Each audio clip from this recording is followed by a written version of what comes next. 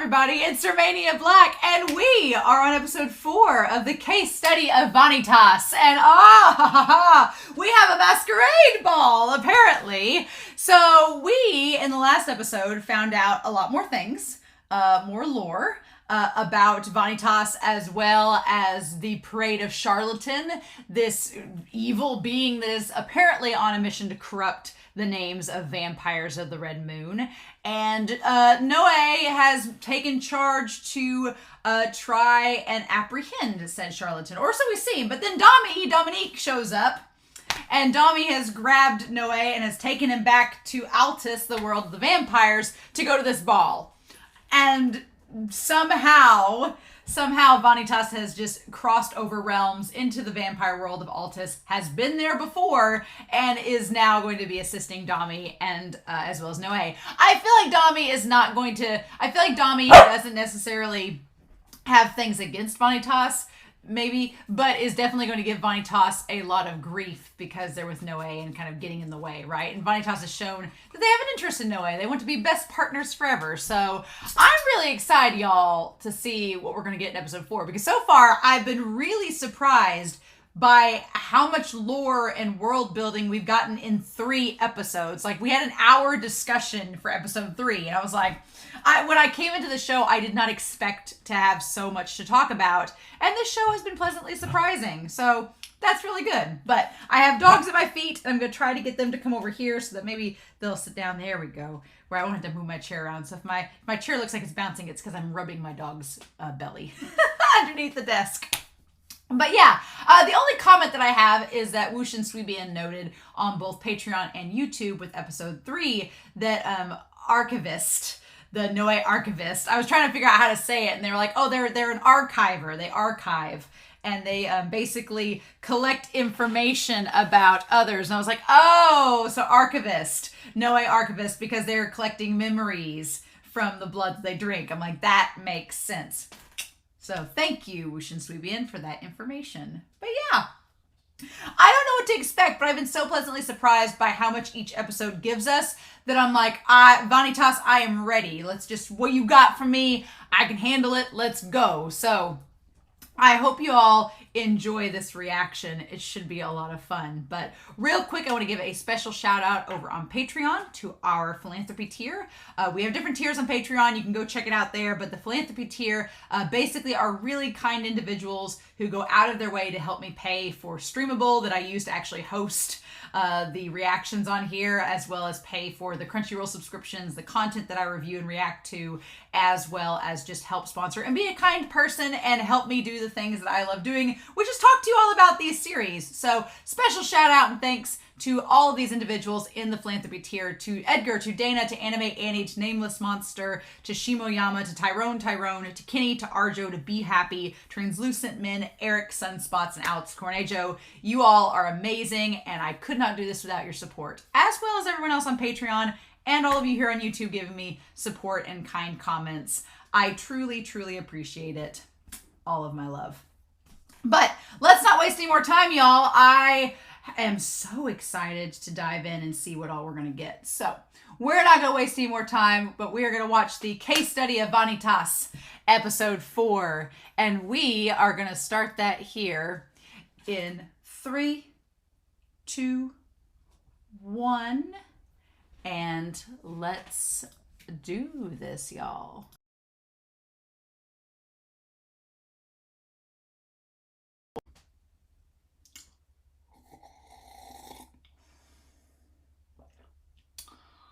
Huh. So, okay. All right. I'm going to probably say lots of things in this discussion that I'm sure those of you watching that have watched this series are going to be biting at the bit to tell me answers. And the only thing I ask is, don't yet. I want to keep watching because I have questions that need answers. I want to keep watching because I want to find out, but y'all been telling me the last 3 episodes that this is a show about gay vampires. I ain't seen no gay vampireness yet. I'm seeing some very heterosexual vampire relationships developing. But I'm joking. But no, we're going to talk about this. But I'm going to basically say a lot of things that I have a feeling those of you who've watched the show will know the answer to the questions I'm going to posit. But I ask that you please don't spoil me. Please eat your popcorn, put your hands under your feet, and just be like, oh, she's gonna find out. Romania's gonna find out eventually, because this series, it answers questions. It posits questions in one episode, and then in the next episode, it gives you some answers, but then it creates even more questions, and you're like, but wait. And so a lot of interesting stuff developing in this set of episodes, and some interesting relationship developments. But again, I'm going to ask questions hypothetically to the nether sphere, to myself, that I am expecting the show to answer for me, but it's just probably going to take some time, right? It's just going to take some time. And that's usually how shows like this go. And I like shows like this. I like shows that ask questions and make you keep asking yourself, okay, well, what about this? And then eventually the show will answer those questions for you and add on to it and give you a layer you didn't expect. So far, Vanitas has been really fun in terms of doing that, because like I said, I didn't come into this series thinking I'd bring Whiteboard Coon out. I really didn't. I did not think that Whiteboard Coon would come out in the first episode, much less like every episode, to detail what's going on. So I've been pleasantly surprised about that, which is a lot of fun. But, so, okay. We need to talk about this lore, though. We need to talk about this lore, y'all. That this episode, like, started out with the theory de la structure, which I know Floor has been giving me lots of information about the French, but I'm gonna take a page and say that that's the structural theory of what's going on. So the structural theory of our story, which I like that there's a science angle to this. I like normally in vampire narratives, there's a more fantasy element or historical fantasy. And there's not really a sci-fi aspect to it, but this series has like a steampunk sci-fi. And I kind of like that. I like that it's trying to offer like a science thing. The world formula theory. Okay. So let's change that. The world formula. Okay, that goes there. It was proposed by an alchemist, Paracelsus. So, let me see here. Paracelsus is this alchemist that proposed it. Okay. So Paracelsus, a great alchemist, proposing this theory that looks kind of like Vanitas. I like that they give his look like it looks a little bit like Vanitas in the moment. I like it. It has little stars and everything. I like this series does like the cool little sketches to show like the narrative stories. That's really cute. I like that. But thing is, this theory, it claims that just beyond the humankind's world lies a realm where the entire mortal world has been replaced with formulas. Okay, so basically he is suggesting that there is a human world, which we will just call world A. And then right parallel to it is this adjacent world that is a world of formulas. Like the way that it looks on there, it looks like a bunch of constellations, but it's essentially a world of formulas, which I find interesting. And they look like the little formulas that are in Vanitas in the book. So I like that the book seems to like be reconstructing the formulas. It's giving it a scientific reasoning, which is kind of cool, even if that reasoning is kind of fantastical. But explains what the world is, that the entire mortal world's replaced with formulas. And Paracelsus believed that if one could rewrite the world's constitutive formulas. So his basic thing is, in this world here, what if you rewrote the formulas? You know, what if you played God? What would happen then, right? Nothing of consequence, right? Surely not. It would eliminate all sickness. Well, that's interesting. The whole point of rewriting the formulas was to eliminate sickness. Honestly, that's kind of like it's sort of like what we do now with like genetic splicing and altering people's DNA and things like that, and cloning, things like that. That's kind of sort of what it's getting at. It's like giving like a steampunk version of, you know, if you do this DNA, you know, genetic altercations, that's kind of like this. It would steer humankind towards happiness. So the idea of doing something, an act of goodwill. Well, you know what they say, no good deed goes unpunished, right?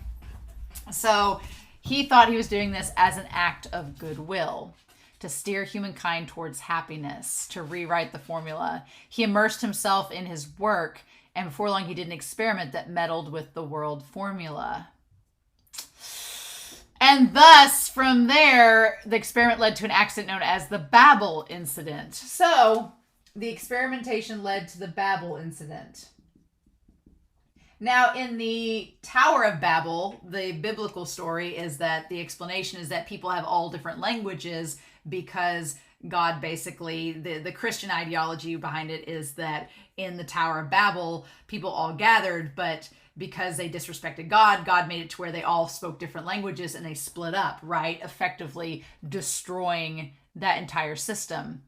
So yeah, so we have this big explosion where all of the things, it looks like Vanitas where everything, but I like that it's not blue, it's like yellow and gold, so it's a different color there, so it doesn't seem as obvious.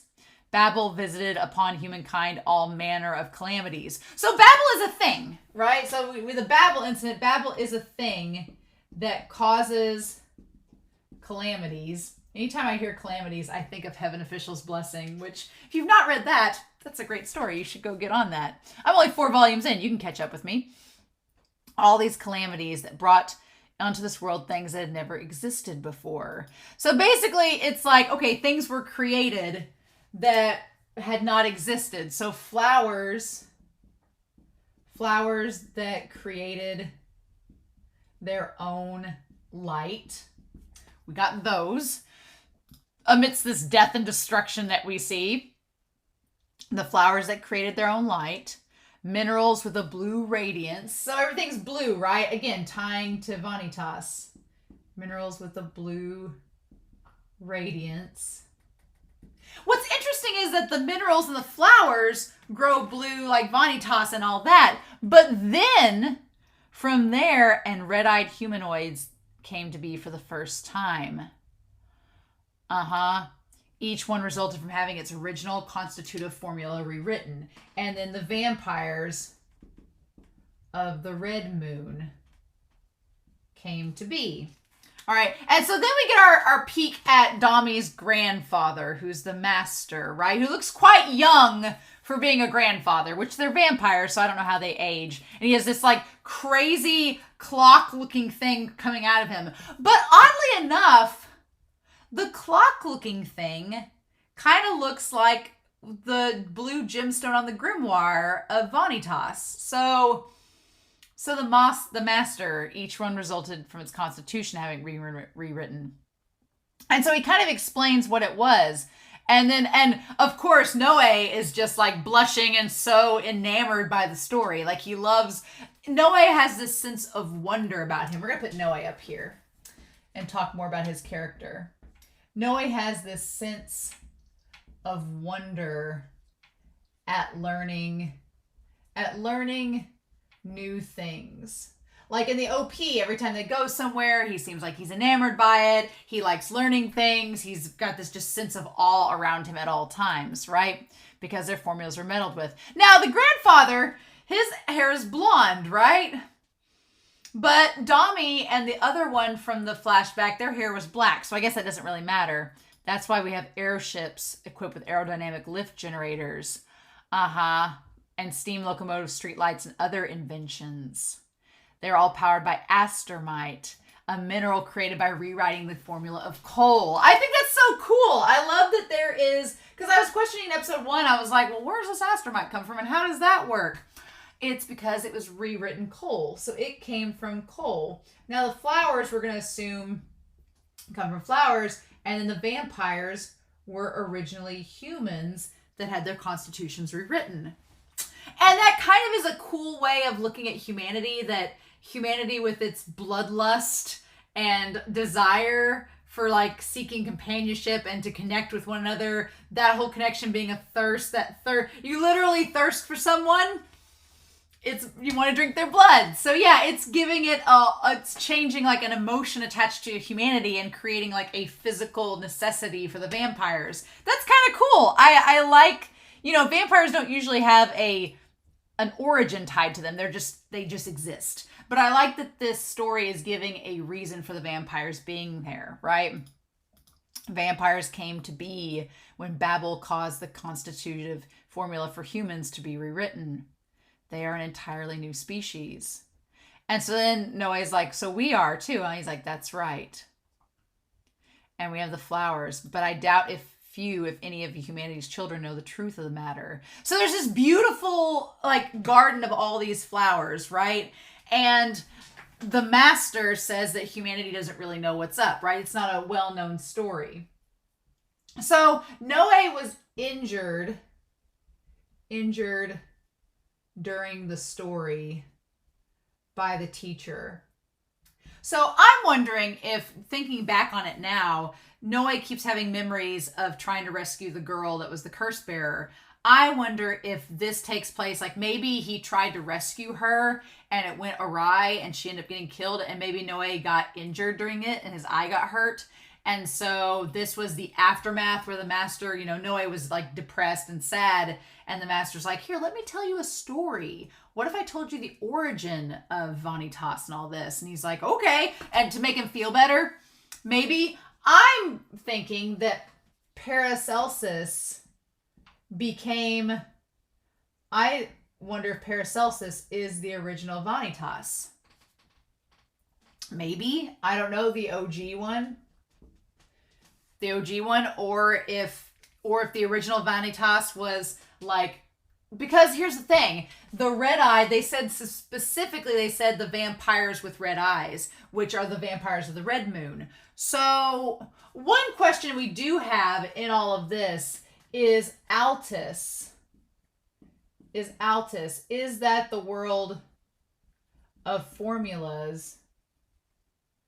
And how is the blue moon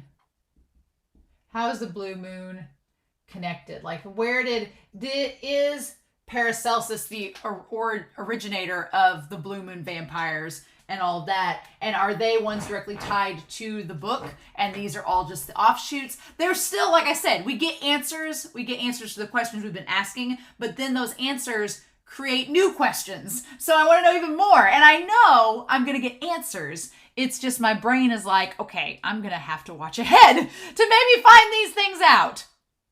But the master tells Noé, we must never forget. And he's like, oh, teacher, you look like you're having fun. I'm like, how would you know, Noé? You don't know what he looks like.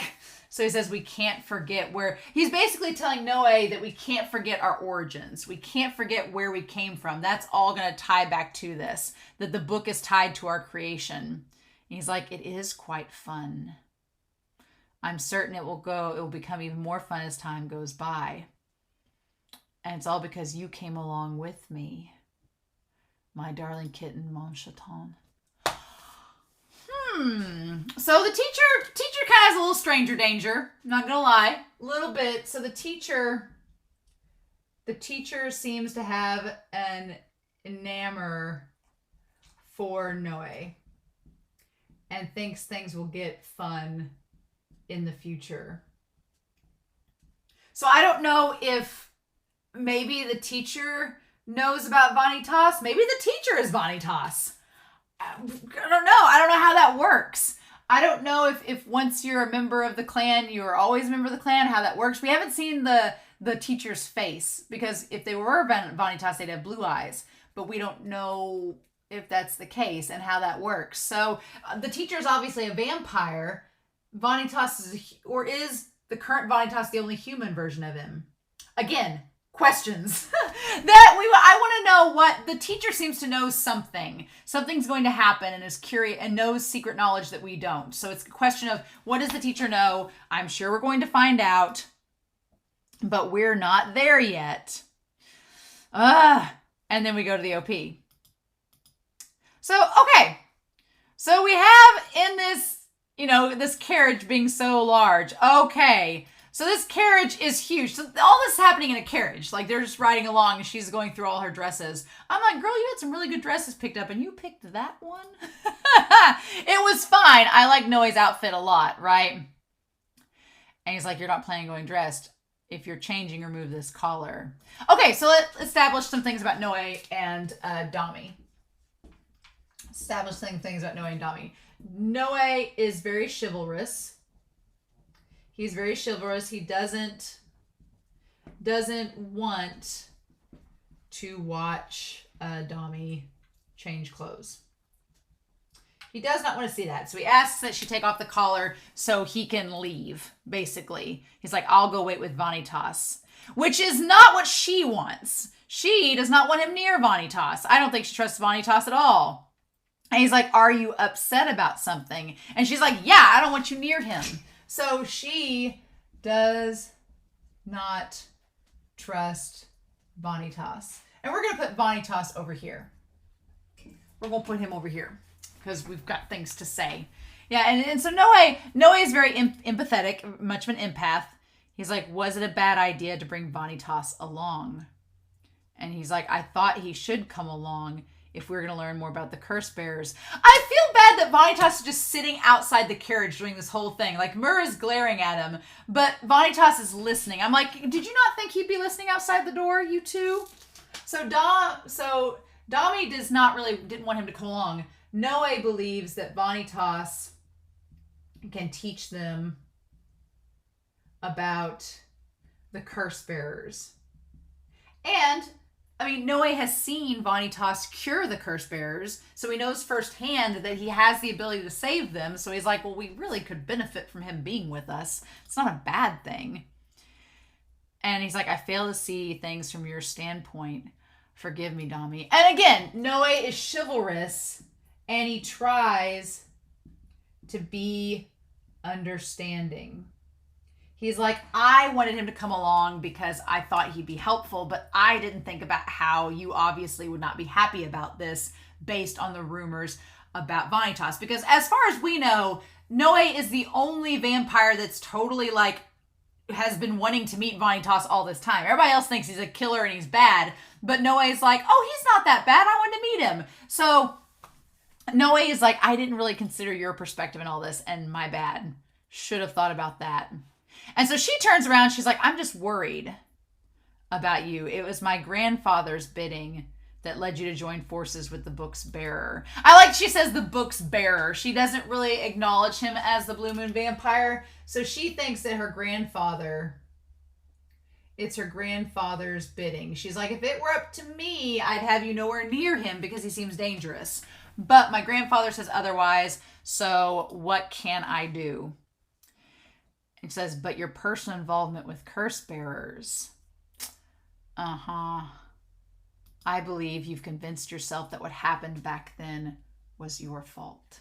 She hits the nail on the head. Girl knows. She's like, it's one thing to be involved with Vanitas. It's one thing. I can forgive it because my grandpa thinks it's fine, even if I disagree. But apparently she's like, the curse bearers, she knows that Noe has guilt over that situation. Now, if it's tied to her brother, because the one that he wants to drink blood from has the beauty mark. She does not have the same beauty mark, right? I don't think so. So she's like, I know you blame yourself either for her brother's death, for the girl's death. And so she's like, having Vanitas here is just bringing back those bad memories for you. And she's like, and I feel bad. I'm worried about you because I know how this affects you and that you may spiral. And then Vanitas is like, So Vanitas is learning. He is learning about Noe's guilt with the curse bearers. Vanitas is learning that Noe has a tie to them. He has a past with them. So we'll see how that pays off in the future. And she hugs him. It's great. And Dami at that moment notices that he's like kind of hinting around. She's like, you haven't dropped a hint like that in a long time. And she's happy about it.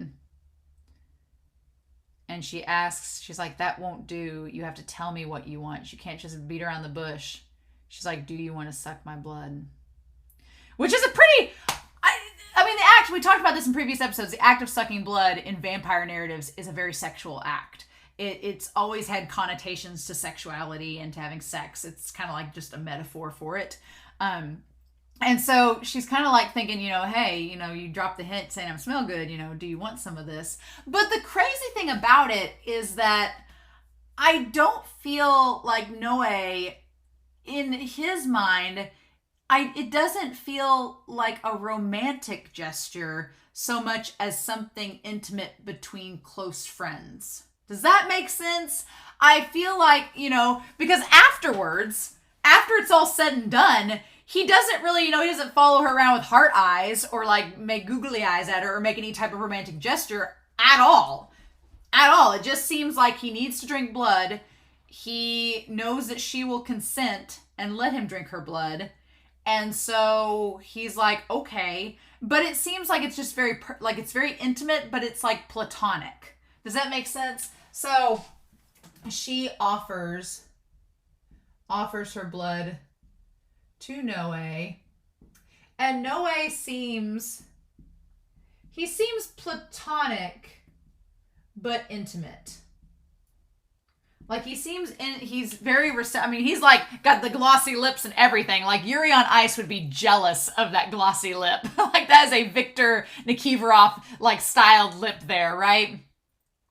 And then he thinks back to the blood being offered from, we're assuming the brother maybe, and then says, yes, Dami, I want to suck your blood.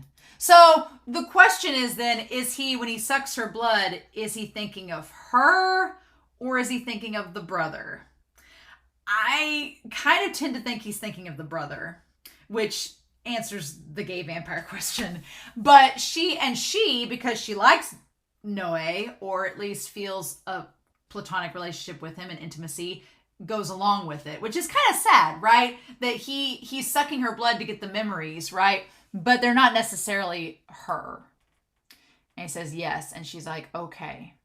She's like, my blood is all yours, mon chéri.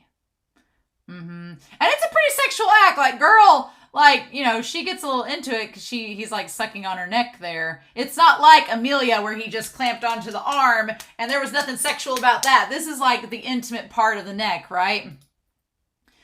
And then poor Vanitas, he's just sitting there like, welp.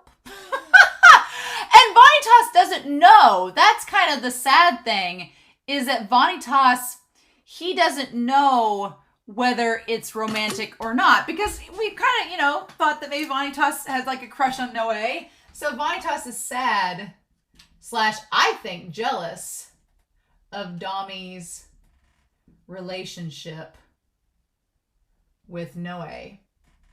Because this is a really intimate moment, and Vanitas is kind of like, he's been trying to get closer to Noe, and Noe just isn't, he's been dangling the bone in front of Noe, and Noe ain't biting, and she just walks in like it's nothing, and it's like, suck my blood, intimate gesture, and Noe's like, okay, and Vanitas is like, am I nothing? That's kind of, you feel bad for Vanitas in that moment, because he's like, I've been throwing hints, and you've not been picking them up, but she lays it down, and you immediately pick it up, right? But we know as the audience that it's probably not anything sexual or romantic. It's just because she talks about it later. So yeah, they all go into this big mansion. Such Interview with the Vampire vibes. Such Interview with the Vampire vibes. If you've not watched that movie, what are you doing? Go watch it. But there's a French theater scene, and the vibes of the Masquerade Ball give it off. I love the chandelier with the skulls. It's so cool. It's great. There's vampires everywhere. And everybody's just this big circus act. And I like Noe's little prince outfit. I like his blue with the red. Of course, he has a blue suit on, kind of matching the blue moon. But then he has the red cape and the purple flowers. He's like combining all of them together. And then Dami's outfit is fine. I like the horns coming out of the tiara. It's cool. The dress is okay. Girl could have done better. And she's like, are you not feeling well? And he's like, no, it's not it. and he sees all the masks and the jesters. He's like, I can't help but recall what I saw. And then meanwhile, Vanitas is dressed up as a pirate and giving the flower to the girl. Now, the flower that he gives the girl, that girl is one of the ones that ends up becoming a curse bearer. So what do we do with that? We don't think that Vanitas caused the curse to come in. We think it was Charlatan. But it's just an interesting thing that she's the one that grabs the flower from Vanitas and she ends up becoming a curse bearer. But then that connects to Jean too. So is it that when he touched or, did an intimate gesture towards anybody, they end up being potential curse bearers too, not just the ones affected by Charlatan? We don't know, right? We don't know yet. And so then Noé takes away. He's like, what are you doing? He's like, you shouldn't be hanging. We're supposed to be incognito and you're just out here gathering random flowers and giving them out. I love that they just take off with him. And they're like, what do you think you're doing? He's like, what about your little dalliance when I was right outside the door? And he's like, dalliance, what are you talking about? He's like, Dami is a treasured friend. Yeah, so I fully believe Noé. That's the thing. I think that Noé, our sweet puppy dog, doesn't have any type of romantic feelings towards Dami. They are friends. And she lets him suck her blood. And Dami may think she's more than friends with him, but Noé does not. And I wonder if Dami is aware. If she's like, look, I know that Noé will have nothing more to do with me than just being friends, but she's like, I'm going to take advantage of this situation and get what I can get. I wouldn't be surprised if that was the case, but Noé does not see it as any more than her being a friend. And he's like, don't say things that may be misconstrued. It only invites trouble for her. So yeah, because everybody thinks they're engaged and whatnot, and Noé says, no, we're not engaged. That's not the case at all. He just says he doesn't want trouble for Dami. He's like, look, we're just friends. I just, suck her blood sometimes. It's okay. She may think we're friends with benefits, but I don't view it that way. And Vanitas, who doesn't understand vampires, is like, okay.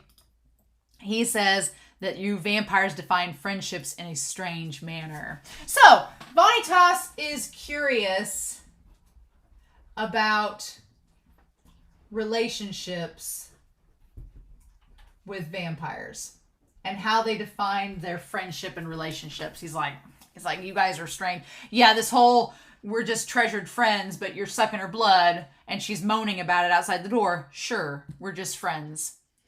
And then Noé is instantly distracted by the robot. Noé has the attention span of a goldfish, instantly distracted. But we cut to Dami, who says, you speak of that little exchange we had earlier. And she says, that wasn't the first time Noé sucked my blood simply because he had a thirst. She acknowledges. She's like, he was thirsty and I offered. So she talks about how he was thirsty. She offered of her own free will. She's like, this isn't the first time and I know exactly what I'm doing. She's like, I feel like in that moment, she is very self-aware that Noé does not like her in that way. She knows that, but she may harbor feelings towards him that she knows are unrequited. And she's like, screw it. I'm going to get me some, even if I know I'm not going to get anything out of it, which is kind of tragic in a way, right? And she says an archivist is forced to see a person's memories the first time they suck their blood. So, an archivist, the first time they are forced to see memories. What's interesting is it's just the first time. So that makes it sound like you're only going to see their memories the very first time, and then after that, you don't see their memories anymore. So for that reason, and he chased off with the robot, Noé frowns on prying into another's memories without their consent. So, and that makes sense. I would totally feel awkward if you just like pried in somebody's mind without them knowing. So it makes sense why Noé comes to her. He's like, he's seen her memories once before. So if he keeps coming back to just her, he doesn't have to see anybody else's memories against their will, right? He can just keep coming to her, suck her blood, and it's no big thing. It's like, okay. And she's self-aware of all of this. So yeah. So that all makes sense. She's like, that's why. And then they're like, where'd Noe go? And it's like, he's like, you shouldn't have removed his collar. And she's like, never mind. Let's go on in. And she took him to a damn torture chamber. She was like ready to interrogate. Because he's like, what? You may cry and scream, but it will all be in vain. Like, she has all these torture devices right inside on the balcony where they're gonna watch everything. Like, what the fudge? Was Noe gonna go along with this? I feel like Noe would not have gone along with this. But she's like, I don't care. I'm gonna do it anyway. And then Noe's like, oh, I didn't expect to find automatons here. As he like has her in his arms. He's such a little cinnamon bun. What a cinnamon bun. So I love that. And he has Myrrh. And he's just like, oh, I heard that vampires dislike human technology for the most part. I love that he's just got Myrrh and he's like looking around, sauntering around him. He's so cute. But we find out that vampires are not really for human technology. Okay. They're not usually for human technology. That's not their jam. Okie dokie. And he says, Dami, who's hosting tonight's. And then he's like, oh, well, wait a minute. Where'd they wander off to? What trouble they are? I was like, you're such a cinnamon bun. Look at you. Look at you. Never changed, Noe. And so then we see Luca. Luca's talking about his uncle. Nobody's heard from his uncle. He's looking for Dami. He's looking for Vanitas and Noe and runs straight into him. Lucius. And he's like, what are you doing here? Are you following me? And he's like, no. Master Lucius, who is this person? And he's like, well, he is a friend of mine. And he's like, come with me. He's like, I need you. This is an important matter we have to speak of. So he knows John is struggling. And he now knows his brother's affected, possibly, and maybe Jean. And he needs Vanitas' help. Okay, I'm thoroughly convinced. Because meanwhile, Jean is having a freak out moment, right? That she's needing some blood. I love that Dami, you know, we have like lots of S&M kind of montage, like references to her, but her throwing the knives around Vanitas. Where she's like, answer me. Why, Noe? What are your intentions? And he's like, I wonder. Vanitas is interesting because he kind of has a little bit of an antagonistic vibe to him. A wee bit. But he's our main character and he's established himself as a flirt. But he's mysterious. He's not giving answers to us of what he's planning to do with Noe. So Noe and his intentions. Like, Dami wants to protect Noe from Vanitas. She doesn't trust him. She thinks he's going to do something bad. Vanitas is like, who knows? Like, he's not going to tell her because he's mad at her and kind of jealous of her. He's like, oh, I wonder. She's like, I'm not going to stop Noe from working alongside you. I'll even offer what assistance I can. She's like, I'll stay extra close so that I can help out in any way that I can. Right? Mm-hmm. Any assistance. She's like, but if you're trying to use his power to your advantage, she's like, if you're going to try to get him to suck your blood, we're going to have problems. And I love that she just like cuts the cheek there and takes the eye patch off. And he doesn't seem fazed by it. Instead, he's like, friends, you say, don't make me laugh. Men only pay heed to women like you when it's convenient for them. That was uncalled for. That was a jealous statement. That was a jealous statement. And I'm like, Vanitas, we all know Noe does consider Dami a friend. And he does like her in that platonic way. But Vanitas seems very jealous in this moment. And so he says that very cruel thing to Dami to try to like throw her off, right? Because I'm like, that was very rude of you, sir. And she's just like, oh, really? She just has that look on her face like, bitch, what? Like, I'm sorry, were you saying something? Like, what was that? She says, I don't deny that the vampire of the blue moon exists. She's like, I know you're what you are. She's like, I may say that you're just the wielder of it, and Noe may believe it too, but I'll proceed with the assumption that your power and the Book of Vanitas are real. But I don't understand why you, who has the blue moon's power, keeps babbling about saving vampires of the crimson moon. She's like, it doesn't make sense. She's like, we've always been taught that the blue moon vampire hates the red moon vampires. So you go on and on about saving us, but why? She's like, that doesn't make sense to me. She's like, I don't get how that works. She's like, it doesn't make sense. Vanitas should bear a deep grudge against us. She's like, how do we know you're not an assassin sent to do his dirty work? Does the very fact that you've assumed the name of Vanitas prove that you worship the vampire of the blue moon? Now, the line of worship, that is what gets Vanitas. And the mood changes. Like, this is an interesting reveal because we know that Vanitas from this conversation may actually hate the blue moon vampire.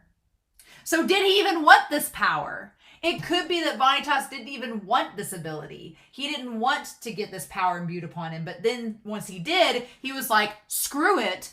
I'm going to go against Vanitas to save instead of curse.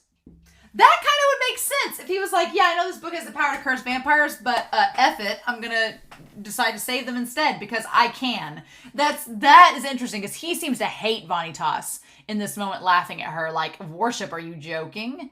Like, no, that's not how this goes. I love the purple light that is in here too. It's very, very effective.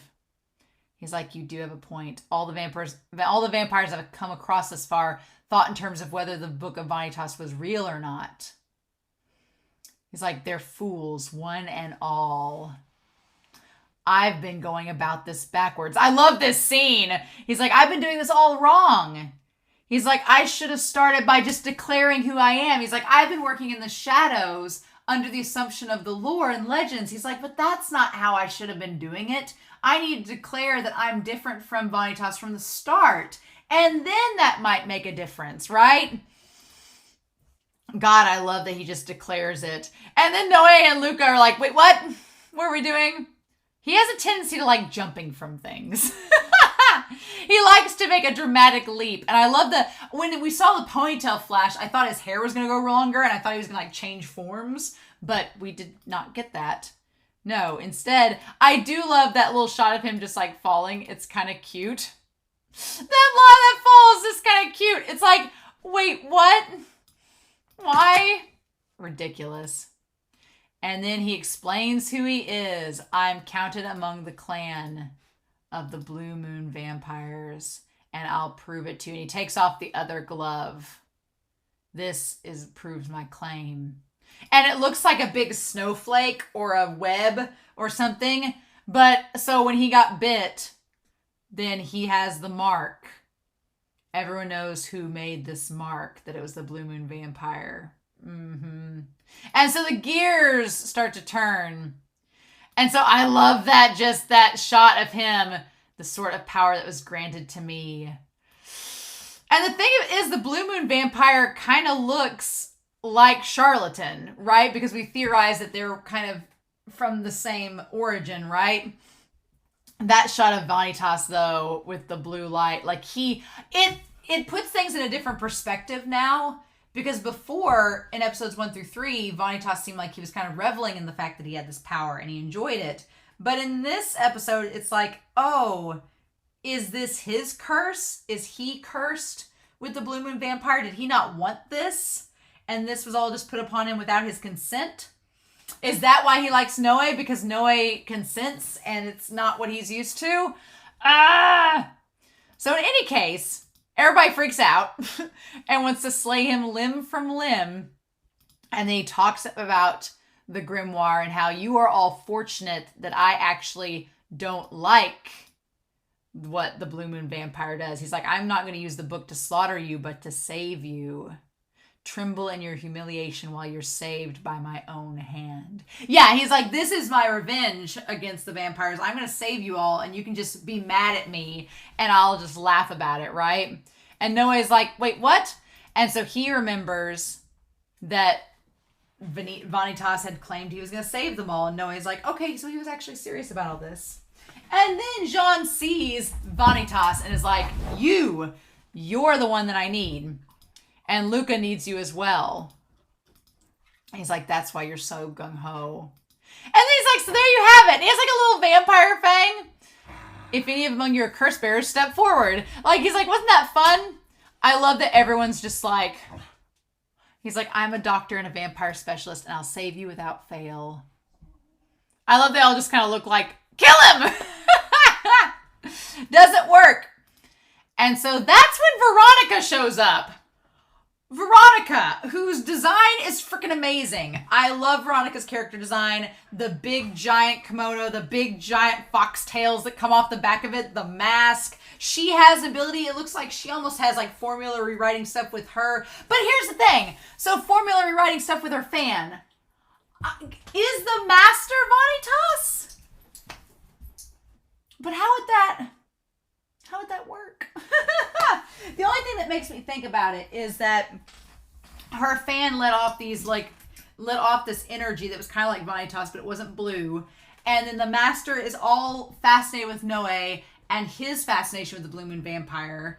And so I'm like, is the headmaster, the grandfather, the original Vanitas? Because his son is the leader of Altus, or the ruler of it. So, but then why would you keep it a secret? And why would you get vampire kind of hate you when you're hiding in plain sight among them? So maybe that's not it. But Veronica is an interesting character. I really like her character. I love her design. We've seen her for 2 seconds. And she seems like she comes all in like Gaston and it's like, time to go kill Vanitas. And it's like, what? She has just got such a badass design. And Dami's like, we didn't ask her to come here. I was like, who brings a mortal man here? Yeah, I forget that Vanitas is mortal. She's like his foul human stench. So yeah, so we got some prejudice against humans, surprising no one. And so she seems interesting. I'm very curious about her. And I like that she said she wasn't coming, but then she shows up and her fan and stuff, again, has like the code on it, the formulas. I feel like this is all related somehow. But Jean saves Vanitas and gets him out of there. And then she says, just like our forebears did, we will hunt down Vanitas and slay him. So, I don't know. Maybe her grandfather is not the original Vanitas, because why would you instill this lore about destroying Vanitas if you were them? I don't know. I'm still kind of curious about the role in all this. Again, 5 questions, 5 answers, 10 more questions. And so Luca's like, I told her I needed to see you. So she probably saved you. She's like, and Luca, I like that Luca feels bad for the other day. He's like, I acted out of immaturity and anger. He's like, I shouldn't have done that. I was just worried about Jean. So sorry. I like that Luca, he's very sweet. He like apologizes for what's happened. And Noe, who is Cinnamon Bun incarnate, is just like, oh no. He's like, Noe alone will survive. He's like, we're friends now. No, everything's fine. You're all good. The most precious bun, right? And he's like, you and I cannot afford to have Vanitas die on this day. He's like, this guy may be somewhat of an asshole, but we need him. We need him to save the vampire, so we can't have him die. He's kind of important to this whole thing. And then meanwhile, Charlatan is there with his, like, the death mask guy, and somebody that looks like a Full Metal Alchemist character mixed with a Heracross is just sitting there. What? They've revealed themselves so soon. I didn't think Charlatan would reveal themselves like in this episode. I was not expecting such things. So then Vanitas is like, well, imagine that. The girl that I was crushing on the other day comes out and saves me. How about that? This woman would come and sweep me off my feet. It's like, how about that? Most unexpected. And then, yeah, Jean saves him. I like the chibi version of him just falling. It's really cute. But she is a curse bearer that's thirsting for blood, right? And he's like, well, and he puts his gloves back on. Yep, she's suffering just like Amelia was. And so then all of this, like Charlatan has this like loud droning noise play, and everyone that's affected as a curse bearer ends up starting to like go manic and feral and attack one another. So I'm glad that neither Luca nor Noe seem to be curse bearers. Although I'm a little bit concerned that they instantly ran into Charlatan at the end of this episode, because that seems like an open invitation for him to try to curse his name. Not happy about that. I'm not having it. So again, I'm probably going to have to watch the next episode. And then Dami is trying to figure out what the hell is going on. And everybody's just attacking everybody. And could the voice of the curse bearers be behind this? Like, I'm sure that Veronica is going to try to blame Vanitas. I'm sure that's going to be the case. Sure, that's going to be it. But anyway, and then the poor girl that he gave the flower to, that the animation of the girl turning into like the curse bearer was kind of freaky. That was some freaky imagery there, not going to lie. And then the two guards of Luca get attacked by the two Charlatan goons. And we go back to Vanitas. Now this scene, he's like, you have the urge to suck blood. You have this thirst. And he's like, are you a curse bearer? And she says, I am. And so the question is, of course, Noe's like, who are you fiends? As they're attacking, like, what a stoic knight. A knight in shining armor, right? As he's fighting them to protect Luca. And she says she is a curse bearer at this point. And he says, well, no matter either way. And then he, like, spins her around, gets himself positioned to Kabe Don her again. And says, you should suck my blood. And she's like, what? And in it's such an interesting moment, right? Because on the one hand, it almost seems like he's trying to understand why Dami would keep putting Noe into the position that she is. So to our knowledge, Vanitas has never had his blood sucked except by the Blue Moon Vampire, right? But we don't know the circumstances of that. If he even sucked his blood, how he transferred his powers, don't know. That part is unclear. We've not seen the flashback to know. But it almost seems like tells Jean that she can suck his blood. I thought maybe that by doing so, it would transfer. I thought if you sucked somebody that had the Blue Moon Vampire powers, that you would get those powers. If he's going to I didn't know if he was trying to get her to suck his blood so that it would rewrite, like, the curse in her and heal her. But he has the grimoire, so he wouldn't necessarily have to do that. He could just use the grimoire. So instead, if that's not the case, he tells her that she can suck his blood. And he offers it. He's like, I'm offering it to you. Surely, Jess, why would you want the blood of a human? Who would want the blood of a human such as you? And he says, you wish to save the boy, don't you? He's like, you need to do this so you can save him. There's no time to be choosy. So he's trying to understand, like, the vampire logic of, you want to save Luca, so you need my blood to resist the curse bearing. So why? He's like, just give into it. She's like, what has gotten into you? My fangs may be the death of you. She's like, I might kill you if I suck your blood. And he's like, why do this? And that moment, that look is just like, it's kind of terrifying. It's the look of someone that's jealous, mad, curious, upset. He's like, I don't know. At the moment, I guess I don't care what happens. So that leads to the idea that I feel like it's almost an act of jealousy in a way, because he knows that she likes Luca. He knows it. And he's like, you need to suck my blood to save him. But for all we know, it almost seems like she saves herself for Luca exclusively, kind of like Dom offers herself exclusively to Noe. So the scene almost reads as Vanitas being jealous in this moment of Dami and trying to understand, like why would Dami keep offering herself to Noe if she knows that it's unrequited, or is there a reason she does it? But it also seems like Vanitas wants to just corrupt something, which is rather curious, because it's like, is that Vanitas' personality that he wants to corrupt something? Or is it the Blue Moon Vampire inside of him wanting to corrupt something, and him actively saving the vampires is him fighting back against it? Could be, but I love the idea that Vanitas in this moment is kind of villainous because, you know, our main character is letting a moment of jealousy, you know, decide some of his actions. He's like, I don't care. I just want to mess something up. I'm mad. I'm upset. The guy I like is sucking some other girl's blood. He's like, maybe I'm wrong. And then we cut to Noe, who is just like fighting off these vampires with the Wolverine claws, right? He's like, that's right. When all is said and done, I have fallen for you. So he's like, now, Jean, what's it going to be? And she's like, oh, I don't want yours. I want Luca's, right? But she feels the pulse point on him and she can't resist.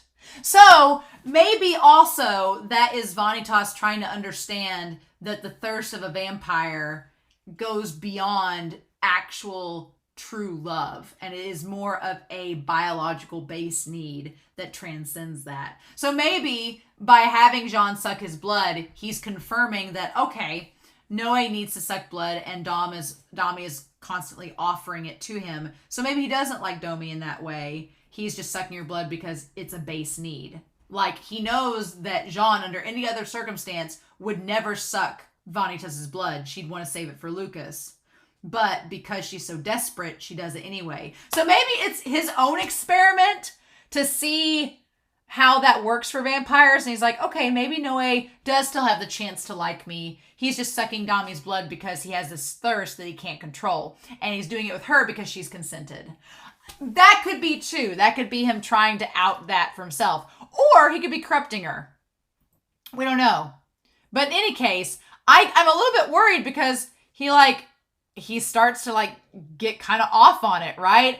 And so now he knows why Dami does it, why she consents. Because he's like, well, why would she do this? And he covers his mouth to stop himself from moaning. Because he's like, oh shit, this is why she's doing it. Okay, figured it out. Yeah. And he has to cover his mouth up. And she's just like, and I like that she stops herself for a second. And then she can't control it. And she just goes back in. Oh my God. And we don't know what's going to happen next. And he's like, now I see. This isn't half bad. So yeah, it's such a culmination of things. It's him being jealous, him wanting to try to understand a vampire's thirst, wanting to understand being on the receiving end of it. I'm like, is Vanitas going to become a whore for blood? Is he going to start having all the vampires suck his blood? He's going to need to eat a lot of food, take a break, and drink some water, replenish that. I don't think Noe, knowing Noe and what we've known about him from this episode, I don't think Noe would just suck Vanitas' blood unless it was absolutely necessary. Because he doesn't want to do that, especially without consent. And then of course I'm worried because Luca and as well as Noe now see Charlatan, which he says we are known as Charlatans. So there's a group of them, or it's just 3 people that are all actually one. And that's the episode. So yeah, I'm very curious by the prospect that Vanitas is not a totally, there's this fine line of, is he more corrupt than we think? He seems like more emotional and there's more to him under the surface than we know at this point, but just to what extent is the big question. And I'm going to be honest, y'all, I don't think I can wait to watch episode 5. I don't know if I can. I may have to go ahead and watch it because how can you live? Obviously Vanitas is going to live. She's not going to suck him dry, but what is the after effects of him? Like, is John going to become his side piece? I don't know. I do hate it for Jean that in this moment, what kind of sucks about it all is he takes advantage of her. In this moment, Vanitas takes advantage of her weakness and kind of manipulates her by saying that they need to do this to save Luca. And I'm like, did you? So a morally gray Vanitas that has a lot more under the surface than he lets on. Interesting. Interesting. So, yeah, I don't know. But I'm a little bit worried for Luca and Noe because Charlatan, the fact they can see Charlatan is very, very creepy. He's shown himself already. I don't want Noe and Luca to become curse bearers. I don't think I can handle that. So what do we do? But I'm very curious to know your thoughts down below. I hope you all enjoyed this reaction and discussion. But I'm probably going to watch episode 5 as soon as I can. So in the meantime, I hope you all have a wonderful week. Please stay safe. Take care. And yes, I will be back very soon with episode 5 of the case study of Vanitas. Bye.